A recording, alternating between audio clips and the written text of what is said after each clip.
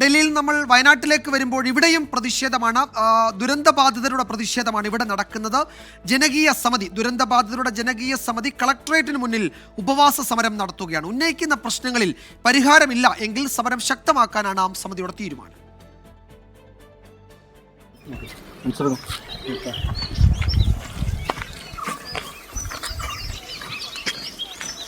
പുത്തുമലയിലെ ശ്മശാനത്തിൽ പുഷ്പാർച്ചനയ്ക്ക് ശേഷമായിരുന്നു ദുരന്തബാധിതർ കളക്ടറേറ്റിന് മുന്നിൽ എത്തിയത്.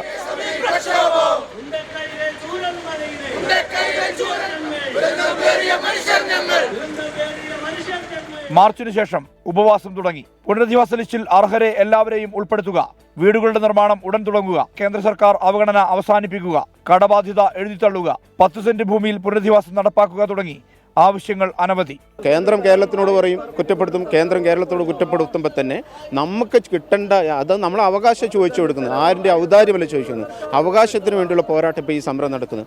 അപ്പോൾ അവരപ്പോൾ സമരത്തിൽ നമ്മൾ ഐക്യദാർഢ്യം പ്രഖ്യാപിച്ചതോടൊപ്പം തന്നെ ഗവൺമെൻറ് എന്താ പറയുക, ദുരന്തബാധ ഇങ്ങനെ അവഗണിക്കാതെ എത്രയും പെട്ടെന്ന് കണ്ണു തുറന്ന് അവർക്ക് വേണ്ട കാര്യങ്ങൾ ചെയ്തു കൊടുക്കണമെന്ന അവസരത്തിൽ പറയാനുള്ളത്. തങ്ങൾ അനുഭവിക്കുന്ന ദുരിതത്തെക്കുറിച്ച് ദുരന്തബാധിതർ ആദ്യത്തെ 2 പട്ടികയിൽ ആ ലിസ്റ്റ് ഉൾപ്പെട്ടിട്ടുണ്ടായിരുന്നു. ഇപ്പോൾ അവസാന അന്തിമ പട്ടിക വന്നപ്പോൾ ആ ലിസ്റ്റ് അതിൽ നിന്ന് ഒഴിവാക്കപ്പെട്ടിട്ടാണുള്ളത്. വീടുകൾ ആർക്കും ലിസ്റ്റിലേ വന്നിട്ടില്ല. അപ്പോൾ എല്ലാം ഗവൺമെൻറ് പരിഗണിച്ച് തന്നാൽ വളരെ ഉപകാരം. നമ്മളെവിടേക്കാണ് പോവുക?